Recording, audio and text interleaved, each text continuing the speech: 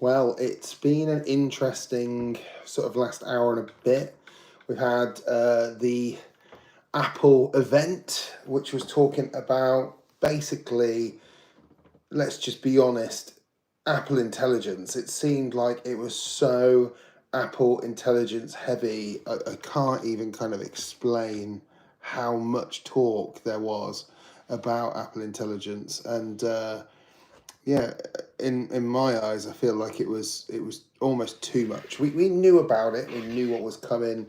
We knew what Apple were cooking up at WWDC 2024 anyway. So the idea that this was going to be very iPhone Apple intelligence heavy was just pretty obvious. But there were some things that I kind of really genuinely hoped we would see. Bear with me 1 second because I want to make sure that I can see anyone's questions if we get any chat. But yeah, like, what was your thoughts about it? What did you think was good?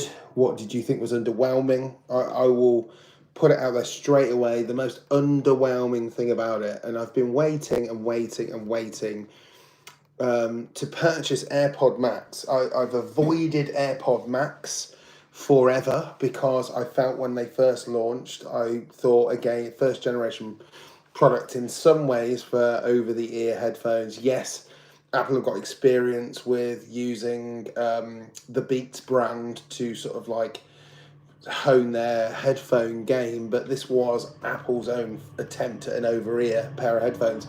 And I personally think that the AirPods Max design, when I first saw it, wasn't overly my taste, and I wanted to see what people's thoughts were on it.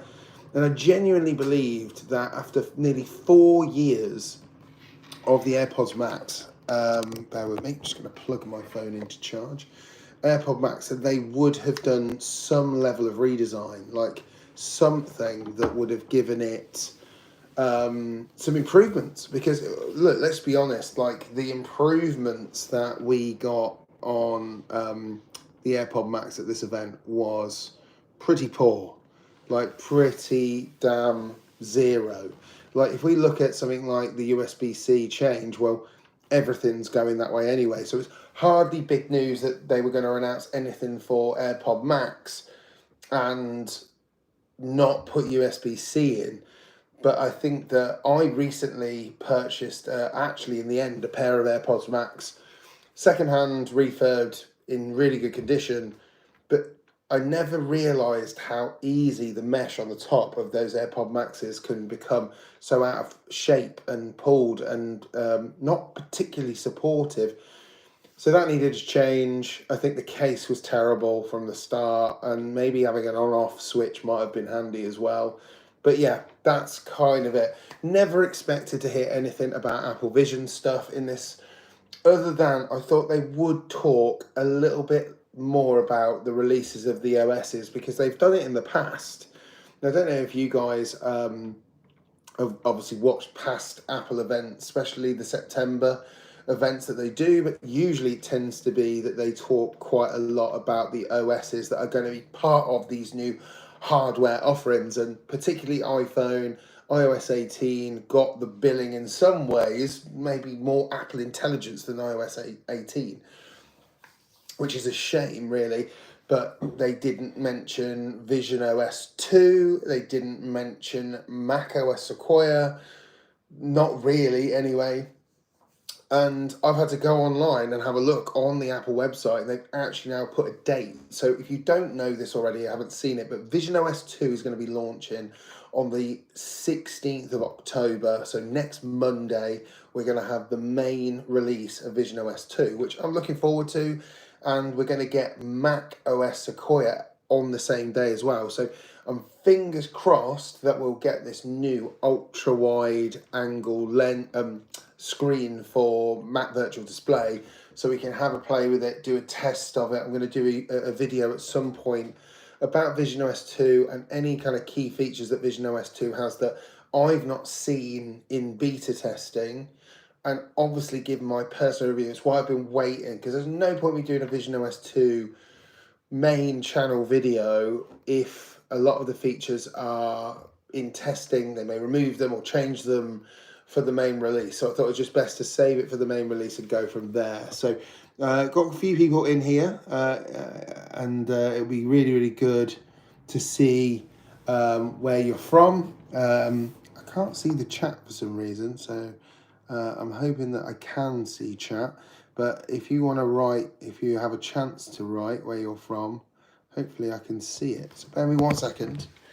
Let's just see what I can do here to try and see if you are chatting, because I can't see any chat at the moment. So hide all chat.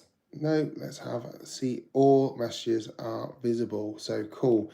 Hopefully, if you are watching, please tell me where you're from. I'm from the Midlands in the UK, and it'd be really good to know where some of the guys who are watching the channel are from and their locations, and go from there, really. Back to the Apple event. So some things that are interesting, I would say, are the new Apple Watch Series 10. Obviously, the Apple Watch has never really had major significant changes, bar the one that they did from the original Apple Watch to the next kind of generations. I think that realistically, they are... You all right? Oh, bear with me 1 second. Stay right there. Don't move. I'm coming back. I'm coming back. Oh, I thought the cat. I'm back. I'm back. Sorry. We had something going on. Didn't know what was going on there. Anyway, where was I? So yeah, the Series 10 looks really nice. I actually really do like it. I've moved away, as you can see here, I moved away from the original Apple Watch series to the Ultra 1. So this is still the Ultra 1. Didn't see any benefit to going to Ultra 2 just yet. I wanted to make sure I'm getting the most out of the one that I bought to start with. And yeah, the weird thing is that it's got a bigger screen than Ultra 1 and 2, which is bizarre, really, really bizarre. So yeah, I'm surprised with that, because that might stir people to the cheaper one. So got a little question from Jasmine. Let me just read that. Bear me 1 second. Let's have a look. Yeah, I'm ready for... Oh, this is from HT. Thanks for your message. Yeah, I'm ready for Vision OS 2. I've been testing the betas, so I really do enjoy seeing what happens in every beta that comes around. Ryan Smith, what have we got here? Let's go back to the first question. So Jasmine says, is AirPod Pro second generation, AirPod Pro 2 are different? No, I think they're the same heads. They're the same headphones. Ryan Smith, Vision Pro, and now the new releases of iPhones. Seeing the Ultra 2 has really interested me to switch away from years of Android. Well, yeah, I suppose in some ways, you know, there's no reason these days why you can't flip-flop between brands. Like Apple make it easy for you to come over from Android. People think now that it's still really hard to do, and it's not. Both brands are desperate to claw. You know, when I say brands, it could be Samsung, could be, you know, OnePlus, whoever, but they're so desperate to claw you over to their side that they have to make it easy to convert over. So the reality is, if you want to move from one side to the other, you can. Yes, there'll be maybe a few things that don't sort of swap over, but I ultimately believe that it's nowhere near as much of a chore as it used to be. So yeah, I think that it'd be good. You know, I'm sure it'd give you an opportunity to be a little bit more integrated in the ecosystem. Right, let's see what else we got. Yeah, so Vision OS 2 is launching on Monday, 16th of September. Looking forward to the full review. Have you tried the Mac Virtual Display yet, and how is it? So, unfortunately, Mac Virtual Display, the big wide curved one, has not been available in any of the betas. Main reason is because you need the new Mac OS Sequoia to be able to do it. And so, well, that's what I believe, because it requires the MacBook processing power of some kind to make all of this brand new upscaled, dual 4K up to work. So they've not released that in any beta, and I can't imagine there'll be more. I'm on beta 9 at the moment, but I'm not on any of the MacBook, the Mac OS betas, because as far as I'm aware, it's not working on it yet. So yeah, not had that happen just yet. This is not real. Honestly, I don't know what to say about the new Pro colour. From what I've seen, doesn't look very good. I don't know. I think Apple have always had some sort of gold version. And this is kind of their kind of bronzy gold version for this time around. I feel like the accent colours that the Pro lines have steadily got worse, really, to be honest. Like, I always try to pick at the accent colour, whether I love it or not, because it just shows it's the new one. But frustratingly, like we all do, we end up putting them behind a case. So it is frustrating. Last time I just got the titanium, because I felt like that was the accent colour, but not the most exciting. And this time it's that one, and I don't ever go for like the goldy, rose goldy kind of colours anyway, so it just wouldn't be for me anyway. And I probably won't be upgrading to the 16. I think I'm going to wait and hold out to the 17 anyway, because hopefully we'll see some significant changes on that one. HT, I believe spatial video recording on iPhone for Vision Pro will win over a lot of Android fans. Well, yeah, well, here's something to be mindful of. So as soon as Apple mentioned that they were going to be allowing iPhones to shoot spatial video, and it was impending release of Vision Pro in America in February, Meta made point that they would support spatial video for their Quest headsets. Now, when you think about it logically, there are a hell of a lot more Quest, particularly Quest 3 headsets, out in the wild than there are Vision Pros. They're far more easy to get your hands on, price wise, and just generally. You can get them from more than just one store or online. So, you can, if you have an iPhone but you don't have a Vision Pro, watch your spatial content on Meta headsets. The experience of it, having it in Vision Pro, is like nothing else. Like, not only does it have better sort of spatial sound, or the sound just seems to be tailored better iPhone to Vision Pro, and having the ability to go from like this windowed, mild parallax kind of view to a sort of a broadened out kind of view. It is quite a spacey view. It just doesn't compete. I've viewed it in both Quest 3 and in Vision Pro, and Vision Pro hands down has the better experience. But if you want to see your 3D spatial videos and you have access to a Quest 3, that would probably be, frighteningly, now that the iPhone 16 is coming out with spatial video capability, it may be the first headset you watch it on, more than a Vision Pro. The downside to going and having a demo is that the demo in stores are very curated, and I don't believe they'll allow you, unless things change, to airdrop your spatial videos and let you watch them in your demo. I don't believe that that's been happening. So yeah, frustratingly, the one thing that Apple are good at is creating buzz and hype and all this stuff. And when it comes to Vision Pro, watching of your spatial media that you capture on your phone, whether it be 15 Pro, Pro Max, or these new 16s, there's a good chance most users will go to demo and hope they could maybe watch some of the stuff they've shot on their new phone. It's not been quite so broad because of it only being on the Pro 15 Pro Maxes and Pros more recently, that you could even record it. The downside is that I don't think they'll allow you to like airdrop it to a headset and watch it during your demo. So you're just going to end up watching it probably on a Meta headset first, which is a bit frustrating. I think maybe they should give you the option in demo. So do we have any other questions? Let's have a look. I try my best to answer what I can. they can support it, but they haven't released a device that can record it. Well, no. So Meta hasn't released any recording capabilities, but I really wouldn't be surprised if they find a way to enable it.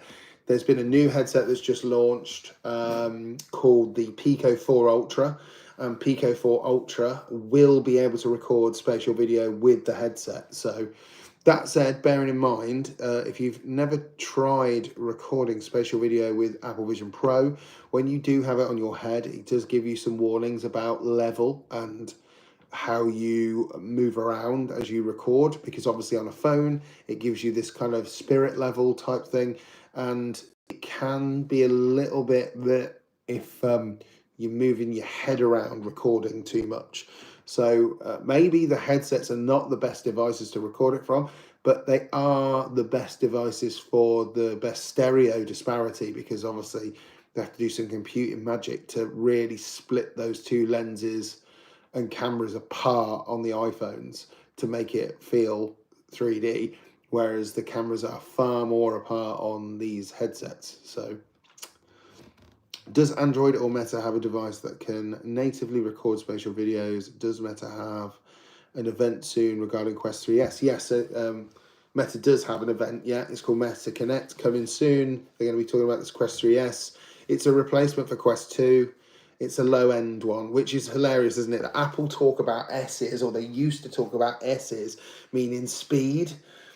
And it's looking like Meta are going to use the S to mean slow. Or maybe not slow, but maybe not the best version of itself. So yeah, slim maybe, who knows, we'll find out. But it is going to be a budget Quest 3. Like the Quest 3 is pretty budget already, but it's going to take over from Quest 2. And yeah, Pico 4 Ultra will shoot spatial video. And it wouldn't surprise me if Meta seems to be pretty nimble on these things. Small. It's not. It's going to be bigger. It's actually going to be bigger because it's going to be using old Fresnel lens technology that's in the Quest 2, but have the pass-through, possibly the chip. Basically, the only reason I think that there's a potential, the only reason that the Quest 3S will be cheaper is because of its old lens technology, but everything else may well be very similar to Quest 3, because it'll be very difficult to call it a Quest 3 or part of the Quest 3 family and reduce the quality of the pass-through or reduce the quality of the depth sensing. I think that is got to be pretty ubiquitous these days in these headsets, and maybe they do lose the depth sensing capability. We will find out very soon. Anybody got any more questions? Because if not, I'm going to carry on about the Apple event. I know it's not all 100% about Vision Pro. I definitely will answer any Vision Pro questions because I've got lots that I would love to talk about. And try not to over elaborate too much. If you watch my content, I try my absolute best. I don't have any help. I don't have anyone monitoring me. I don't have any team. It is just me on my own, capturing this stuff, finding this stuff out for you guys, and trying my absolute best to give you as much information as possible. Because I work in this world of spatial computing, mixed reality, XR, whatever we want to call it. So I want to give you all the info that I come across as best as I can. So yeah, let's go back to the Apple event. So nothing on Vision Pro. I never expected there to be. I think that there would have been not much to say. I'd like to think that there may be a few Easter eggs when Vision OS 2 drops. But the reality of it is that I don't see there being a lot more. The betas are running pretty strong now in terms of solidity and bugs and stuff. I haven't experienced too many. I think today was like the first day I experienced a bug that really frustrated me, which was that there's an app I really like using and it won't launch, but it's like a test flight app, so it might not be a bug, it might be just the app has like expired or something. I'll speak to the developers and see what I can find out. But anyway, what were the things that I really would have said stood out as the most interesting thing? I really don't know. I think it's the first Apple event I can genuinely say that I felt like it was far too much talking about things and elaborating about things than really the hardware they were trying to pitch. You know, you're looking at 90% talk about Apple Intelligence, how to take a photo, a bit of the upgrades of the hardware internals and the painting and how they painted Apple Watch Ultra, how they paint the new iPhones. And I think that realistically the light wasn't overly shone on the designer stuff because they haven't really done a lot of changes. I think that the new camera button is interesting, but not, I wouldn't turn around and say enough for me to upgrade my iPhone 15.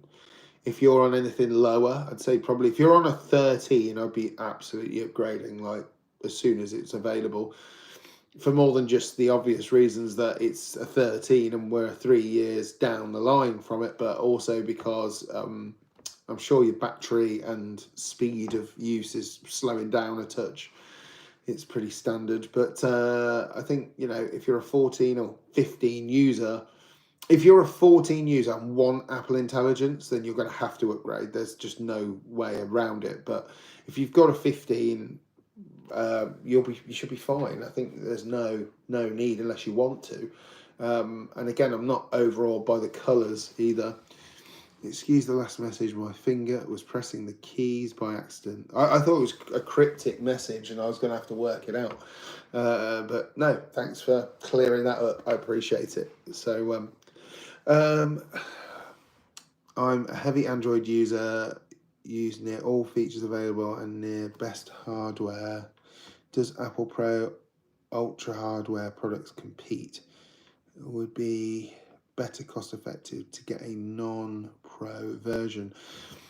I would say that if you love technology and you are a heavy user of these products and the features that they have, you really need to kind of go like for like. So it really depends on what phone you are using and whether you're using a smartwatch as well, because the reality is that you don't really need to go to Ultra unless you want something that looks a little bit, you know, more rugged and larger. You like a larger size, chunkier watch. You could just go for the standard Series 10 and you'll have a big screen. As we know, it's got a big screen on it and it will be a little bit more lightweight and you're still going to get pretty much every feature by the looks of it that the Ultra has. It's just not, it's not for going hiking. It's not for going and doing extreme sports or something like that. So you're not going, unless you're going to go diving. And I had an Apple Watch, and I'm going to go back to the fact I've got an Ultra 1, but I had an Apple Watch from the first generation. So realistically, I'd gone through, I'd probably say I didn't have every Apple Watch, but I went through most Apple Watches and just personally, aesthetically got a bit bored and wanted something new. So that's why I went for the Ultra. But if you're completely new to Apple Watch, there's no reason why you can't go and pick up an S10. Go for not an S10 Samsung. I'm on about Series 10 Apple Watch and not love it if you have the iPhone of your choice.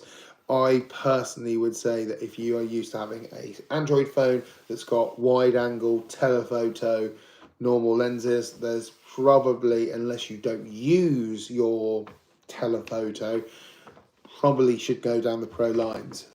Sorry, let's have a look at more in the chat. I wish Apple would have enabled 8K video recording on the Pro models for playback and Vision Pro in 8K quality. Yeah, personally, I think that Apple, as they always do, like to look at things from a user perspective. How will you use 8K? Will you have machinery, particularly if you don't have a MacBook with Apple Silicon, to edit 8K, and what platforms absorb 8K? So is it worth shooting 8K to put your videos onto TikTok or put your videos onto Instagram? There's not a lot of people shooting 8K and putting it on YouTube either, unless it's immersive video. So the reality is, I would rather not have 8K as standard filming levels. Think about the data sizes and potential heat. These are all elements. I would much prefer, if there was a potential to do it, that they offered an up to 4K option in spatial video, because at the moment it's only 1080p, 30 frames is not good enough in my eyes. Like it's fine, it's adequate, it does the job right now, and it babysits people into immersive video or a type of 3D stereo video. But when we're talking about proper immersive video, like Apple immersive content is shot at 16K resolution that cannot be played by any headset on the market that's available like commercially. So even Apple have to, or through their production companies that they use or work with, they have to compress that down, back down to something playable, both on the K of it, the resolution of it, and on the bit rate of it, because I shoot 3D 180 media of a lot. I shoot at 8K level and I can upscale to 16K and then bring it back down, which is comedic in itself, but obviously bearing in mind it's going to add more sharpness and quality, it's going to eliminate noise, doing the upscale of it, to bring it back down to 8K at a reasonable bit rate will still give you improvements. There will be some improvements there, and maybe even upping the frame rate to like maybe 60 FPS. All Apple stuff, as far as I'm aware, is shot at like 90, so it's hyper realistic, looks amazing. But we aren't there until Blackmagic release this camera, so no news yet on that, and it's going to be a lot of money. Back to the question. Sorry, I didn't want to skip over it. So yeah, just to finish that off, I wouldn't complain about 8K, but I also would know there are some limitations on why they aren't implementing it. I don't think most people will really benefit from it, and they always look at other brands like Samsung and others who allow 8K recording or NFC or whatever they want to be the first to market with, and just let them use it and see whether users use it. I would start off low range.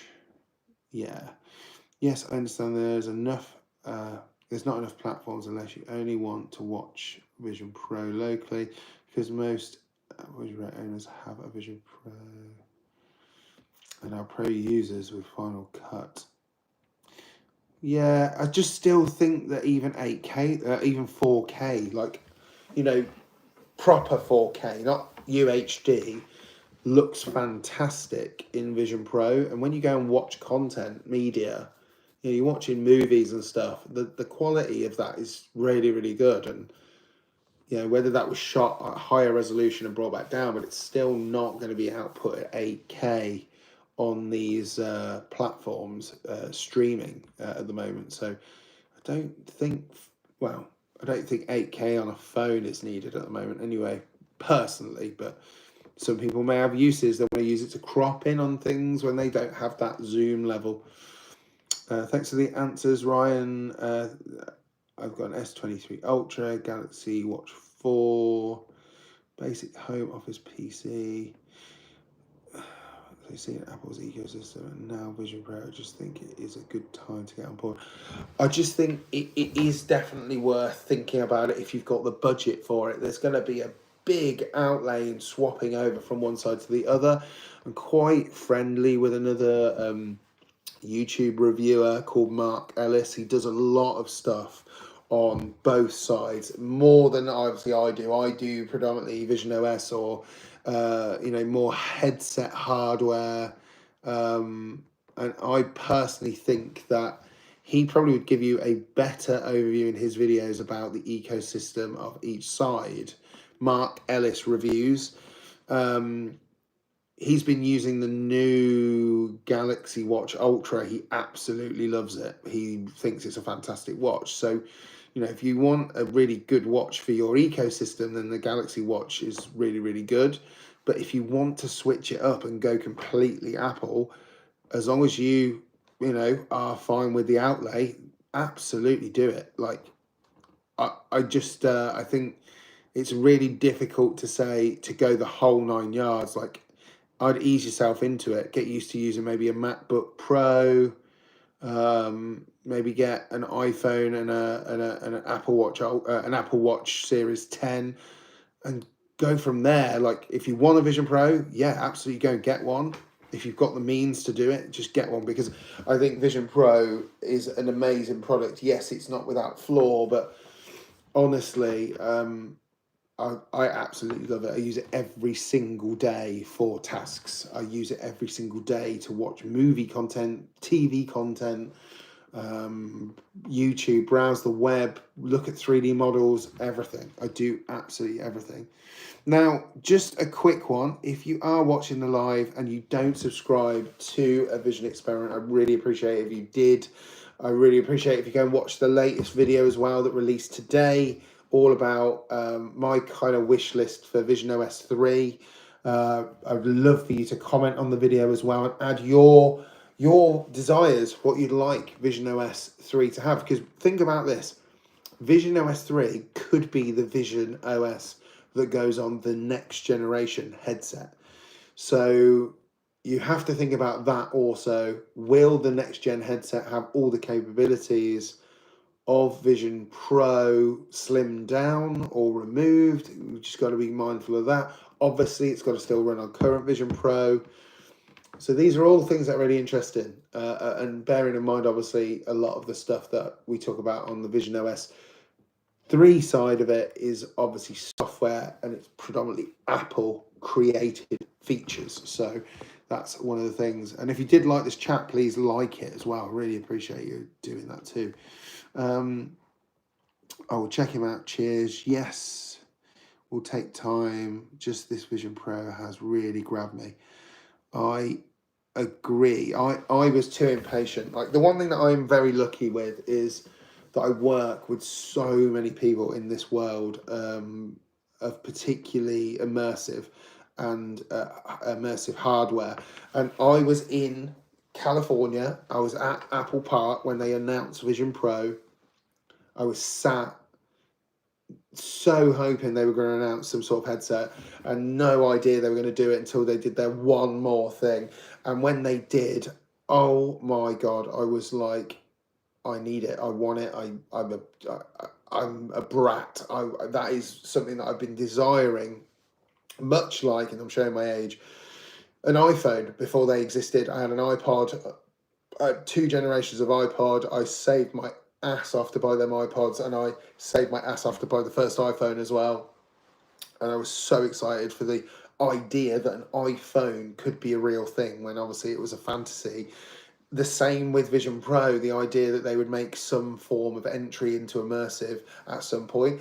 When that was announced, I was just like, I am going to, by hook or by crook, get one of these headsets, and managed to do so. But with lacking in patience, could not wait for the UK release. So picked it up in New York in June.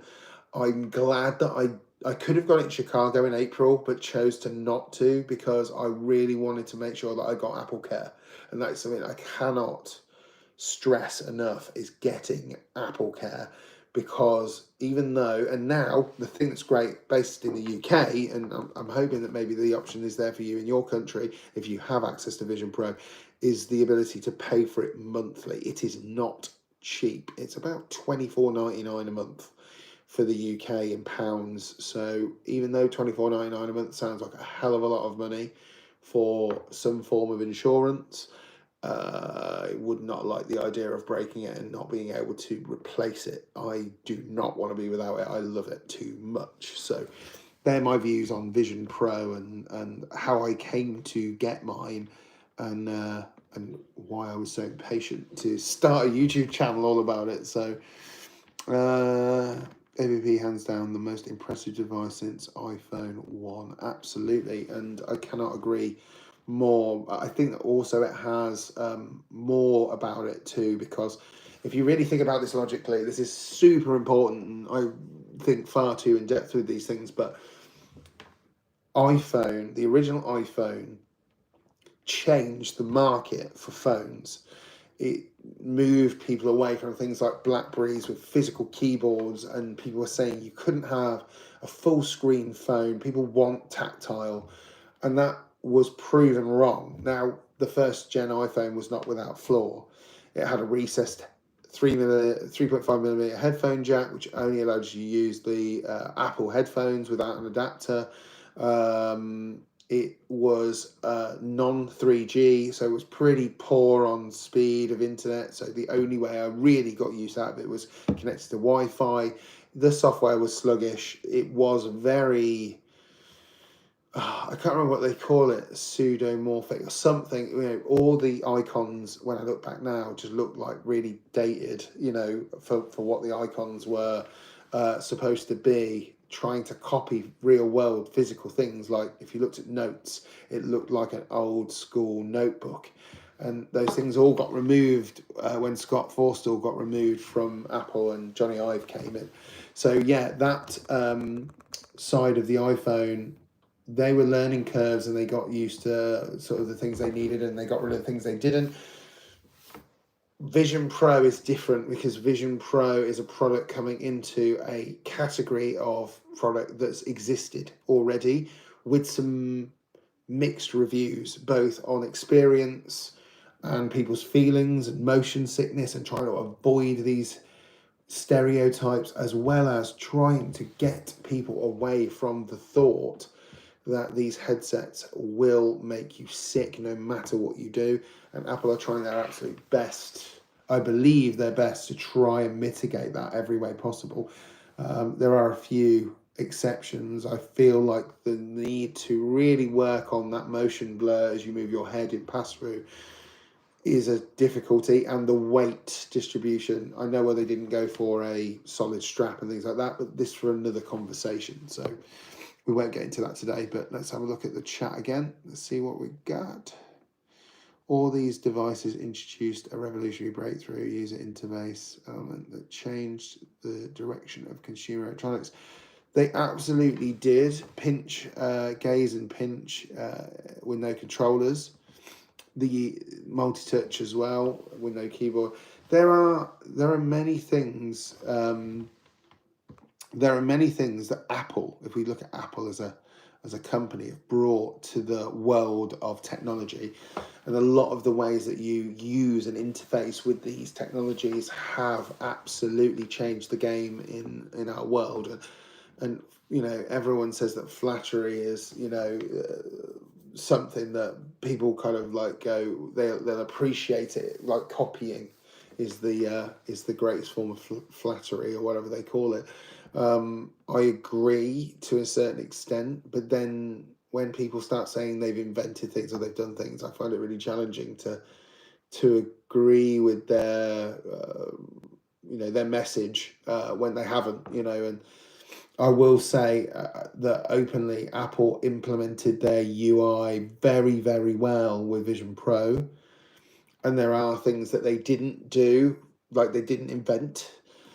But there are definitely things that they've made very slick and work very, very well. And actually, funnily enough, it's gone full circle where you're seeing brands like Meta very quickly innovate with their software engineers to try and copy. And they're doing that, even though their device doesn't have the same power as a Vision Pro to perform some of the tasks they're doing.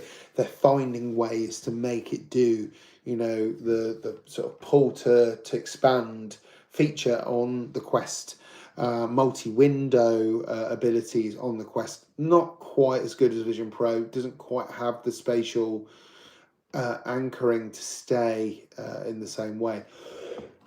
Split windows, but man, if they'd done it quickly, if you think less than a year, it's not even been 7 months since the initial launch, 7 or 8 months since the initial launch of Vision Pro in the US, and Meta have managed to create something in their software that kind of gives people a bit of a discount version of Vision Pro in certain ways. What else do we have? We'll be winding up the chat probably in the next 5 minutes. So if you've got any questions, please throw them over. I do love questions, people kind of giving me their thoughts, especially about today's keynote. What did you think about today's keynote? Did you think it was really underwhelming? I personally felt it was. I love Apple to pieces, but I genuinely feel like they could have made this keynote a lot shorter. They weren't talking normally. Like I actually really miss the in-person stuff. I really miss the live stuff they used to do on stage. There's far too much of pre-recorded in location.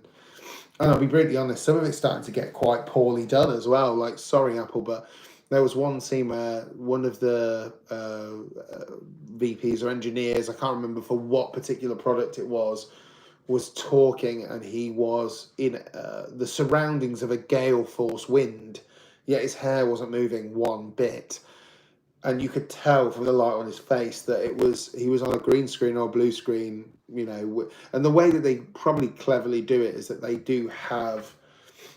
probably do set it out on some sort of space, you know, like some sort of area outdoors, and put it up, or if it's not outdoors, they do it in a space that kind of like has got a bit of a sort of grounded staging, and then they put the blue or green screen around them, and then they add in the greenery in that background. You kind of tend to see that seam when you're really looking. When you're not looking, you miss it really easily. But it is genuine. I've been to San Francisco. It would be genuinely challenging to control those environments they're in at like peak daytimes. So yeah, he didn't even look like he was in the space, which is probably the first time I've ever noticed that it didn't look like it matched the scene. So that was interesting. Watch it back. I'll have to have a look at the time code and let you know, and you'll just be like, whoa, the trees and everything are blowing like crazy, and he's not moving a muscle. Any more questions from anyone? Because I will be wrapping it up in 3 minutes time. So if you do like what I do, please go and follow me. Go and subscribe to the Apple Vision Experiment channel, or abbreviate it to a Vision Experiment, because that's what I really wanted. The name was gone, but there's no harm in it being Apple Vision, because the reality is that there will be more Vision products as we go down the line. I'm almost certain of it. And we're being set up after this particular keynote. We now have a full range of iPhones that are capable of shooting spatial video, primed for Vision Pro. Whether you shoot it now and then Vision Air, Vision Plus, whatever comes out in the future, you'll be able to then watch what you captured in spatial down the line. And there's no reason why you know, unless you want 4K, you know, to not shoot some of those experiences in spatial and be able to watch them down the line. So yeah, why not? And we'll have the new iPhone and iPhone Pro models, 16s, with this new capture button. And it is no coincidence that they've changed the cameras on the new iPhone 16 to be side by side for spatial video, and put this capture button on the side to encourage you to shoot more landscape. Because I don't feel like holding your phone like this and having to use your thumb to press that button to shoot in portrait feels that natural, if I'm honest. I think it's better just to hold it and just press the screen. Like, yes, it's going to give you one hand operation, but are you going to be able to really swipe up and down for zooming in and changing the settings? Time will tell when we get into an Apple store and find out when they're released, or if you get yours arrive on your doorstep, let me know. I think it's going to be very much turn it round and use your hand here, move from left to right to zoom in for normal videos, but obviously quick capture for spatial videos with that dedicated button. So Apple are making 3D cameras now. Yes, I've really appreciated everyone that has been on the live. It's been great, actually, to have a bit of a conversation with people for the first time since the channel kind of birthed at the beginning of August. It's incredible that I've managed to kind of get over 1,000 plus subscribers already in that time. There clearly is appetite from you guys to want to know more about Vision Pro, and I'll absolutely do my best to try and find out all information about new stuff about Vision Pro as we go along in the very near future. I'll be testing any betas that ever release and giving you my thoughts on it. I've got a couple of videos that I want to do, particularly One of them, which sounds really simple, but actually it isn't, is how to clean your Vision Pro, because there are some videos, and I think I can kind of improve on them for my, my attempts. I think that there is definitely ways to do better things. Yes, I'll see you on In Space. Thanks for joining the live. And I may join In Space after this live, actually, just to go and say hello to people and see what their thoughts were about the latest keynote. Go over and hit the subscribe button if you haven't already. Please go and check out my Vision OS 3 wishlist video that I've just posted today. And yeah, thanks for being with me for a quick chat post the It's Glow Time event. I'll catch you on another video. I'll see you later, guys. We'll do another live stream soon.